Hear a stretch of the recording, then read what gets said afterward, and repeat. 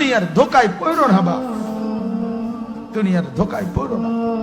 মাকে বুঝান, আজ মারা বেসামাল হয়ে গেছে, আজ বোনেরা বেসামাল হয়ে গেছে, বেপরদার উৎসব তুলে দিছে। এটা যেন আল্লাহর সাথে যুদ্ধ করছে। আল্লাহ করোনা না, তুমি আরো কিছু দাও, আমরা বেপরদিকে ছাড়বো না।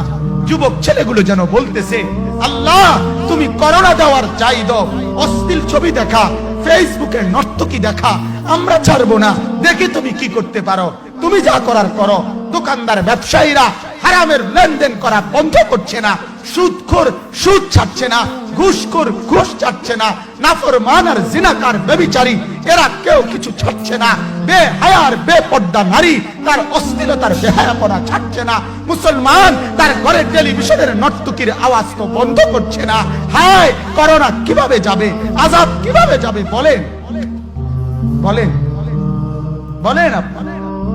আমার বাপ ফেরাউনের উপরে তো আযাব এতদিন ছিল না, নমরুদের উপরে আযাব এতদিন ছিল না, সাদ্দাদের উপরে আযাব এতদিন ছিল না, কারুনের উপরে আযাব এতদিন ছিল না, লূত আলাইহিস সালামের কওমের উপরে আযাব এতদিন ছিল না, হুদ আলাইহিস সালামের কওমের উপরে আযাব এতদিন ছিল না, নূহ আলাইহিস সালামের কওমের উপরে এতদিন আযাব ছিল না।